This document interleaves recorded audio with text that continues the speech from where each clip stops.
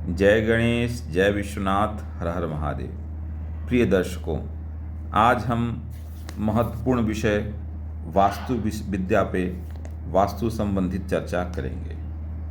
जैसा कि आप जानते हैं, देवता और मनुष्य जहाँ जहाँ निवास करते हैं उस स्थान को वस्ती कहते हैं। वस्ती से संबंधित विषय को ही वास्तु कहा गया है। भवन हेतु भूखंड चयन करते समय मिट्टी का वर्ण कैसा है, गंध कैसा है, रस, आकार, उसकी दिशा कौन सी है, शब्द और स्पर्श कैसा है, इसकी परीक्षा अवश्य कर लेना चाहिए। उसके उपरांत ही गृह निर्माण का कार्य प्रारंभ करना चाहिए, जिससे कि हमें आयु, आरोग्यता, धन, संपत्ति, पुत्र, पौत्र आदि की सभी कामनाएं सिद्ध हों और पूर्ण हों। वास्तु में थोड़ा भी दोष ज़्यादा कष्ट को देने वाला बन सकता है, इसलिए वास्तु का सदैव ही आप सोच समझ के ही निर्माण करें। जहाँ पे वास्तु में जिसका जो स्थान दिया गया है वास्तु पद में, उसको वहाँ पे वो स्थान में ही वो होना चाहिए।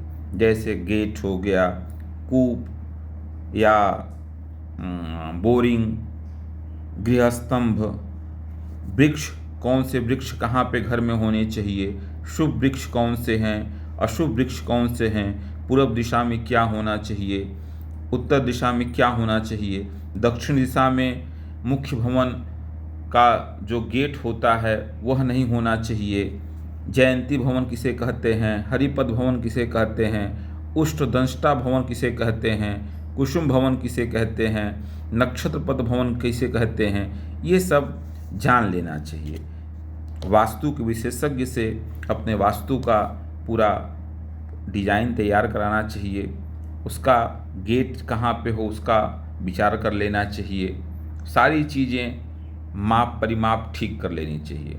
तदोपरांत ही शुभ नक्षत्र मुहूर्त में किसी ब्राह्मण के द्वारा नींव पूजन करें और गृहारंभ करना हर एक प्रकार से शुभ और मंगलकारी रहता है। तो आइए हम लोग वास्तु पे कुछ महत्वपूर्ण बिंदुओं पे चर्चा कर लें।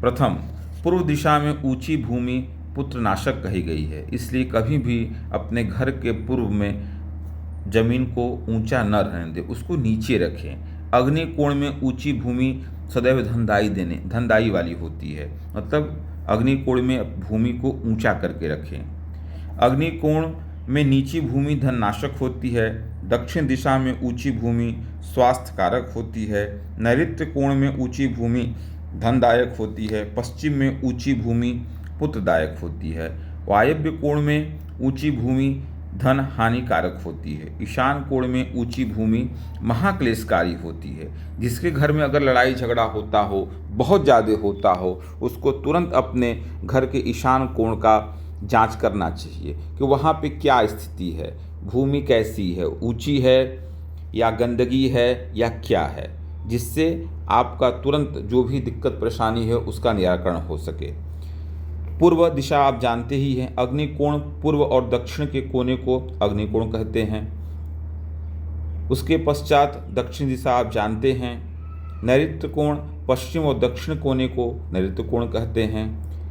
पश्चिम दिशा आप जानते हैं, वायव्य कोण पश्चिम और उत्तर कोने को वायव्य कोण कहते हैं, और ईशान कोण उत्तर और पूर्व के कोने को ईशान कोण कहते हैं। आइए अब आगे बढ़ते हैं। एक जागृत भूमि होती है, एक सुप्त भूमि होती है, उसके लक्षण क्या होते हैं, आइए उस पर थोड़ा चर्चा कर लिया जाए। जिस भूमि पर वृक्ष उगे हों, लहलहाती फसल हो, उगी हुई हो, वह भूमि जीवित भूमि कहलाती है। इसके अतिरिक्त जिस भूमि पे कोई घास आदि न हो, एकदम से जिस पे रे हो, जो भूमि बंजर हो चुकी हो, जिसपे किसी प्रकार का न वृक्ष हो, न आपको कोई शुभ जैसे गाय न दिखे जाने पे, या किसी का कोई जीव जंतु जिसको शुभकारी माना जाता है, जाने पे अगर वो न दिखे तो उसको जान लीजिए कि ये मृत भूमि है। मृत भूमि का त्याग कर देना चाहिए और जागृत भूमि को ही ग्रहण करना चाहिए। भूमि पूजन एवं शिलान्यास करके ही भवन का निर्माण करना चाहिए।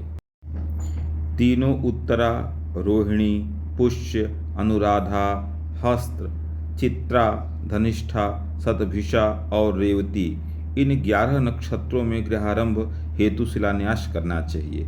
गृह का निर्माण वैशाख मास, श्रावण मास, मार्गशीर्ष मास, पौष मास तथा फाल्गुन मास में करना चाहिए।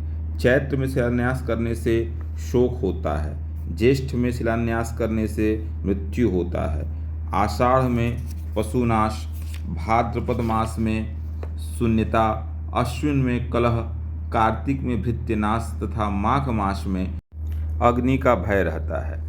इसलिए इस मास में न्यू पूजन नहीं करना चाहिए।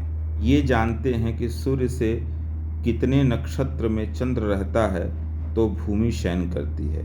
जब भूमि शयन करे तो उस समय गृह निर्माण न्यू पूजन नहीं करना चाहिए। सूर्य जिस नक्षत्र में हो उससे 5, 7, 9, 12, 19, 26 संख्या वाले चांद्र नक्षत्र में भूमि शयन करती है। जब भू शयन हो तो उस समय कोई भी किसी प्रकार का नींव पूजन करना शुभकारी नहीं रहता है। भूमि शयन परिहार हेतु क्रमशः 4, 8, 5, 3, 6, 7 घटियाँ मात्र त्याज्य होती हैं। जैसे सूर्य से 5वें नक्षत्र के दिन चतुर्घटी ही त्याज्य होती है। गुरु और शुक्र के अस्त में गृहारंभ और गृह प्रवेश नहीं करना चाहिए।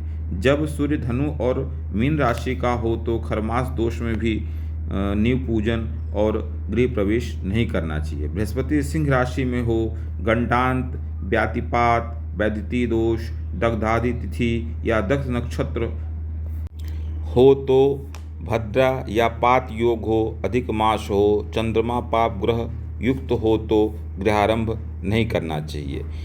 भूमि या गृह जो बनाते हैं उसकी ज़्यादा लंबाई उत्तर दक्षिण को होनी चाहिए। यह चंद्रवेदी भूमि अथवा मकान या भवन कहलाता है। यह शुभ फल देने वाला होता है। पूर्व पश्चिम की लंबाई होने पे ज़्यादा लंबाई होने पर यह सूर्यवेदी हो जाता है। यह अशुभ फल देने वाला होता है। शिलान्यास हमेशा अग्नि कोण में ही करना चाहिए। इससे धन धान्य की वृद्धि होती है। कश्यप ऋषि के अनुसार भी शिलान्यास हमेशा पूर्व और दक्षिण के कोण में ही करना चाहिए। एक होता है योग सप्त सकार योग, जो कि वास्तु रत्न प्रदीप में वर्णित है। इस योग की मैं चर्चा करता हूँ। अगर यह योग मिल जाए तो इसमें नींव पूजन करना अत्यंत ही शुभ माना जाता है। इसमें गृहारंभ करने से गृह आरंभकर्ता के सारे मनोरथ सिद्ध होते हैं। उसे पुत्र, पौत्र, धन, धान्य, अश्व, गज आदि की प्राप्ति होती है। शनि स्वाति सिंह लग्नम शुक्ल पक्षश्च सप्तमी शुभ योगः श्रावणश्च सकारा सप्त प्रकृतिता। ये सब बातें ध्यान में रखते हुए आप लोग गृह आरंभ करें और जीवन में सुख शांति धन समृद्धि की प्राप्ति करें। प्रिय दर्शकों, आज के लिए बस इतना ही। बहुत बहुत धन्यवाद। जय गणेश, जय विश्वनाथ, हर हर महादेव। आप सभी का शुभ हो, कल्याण हो।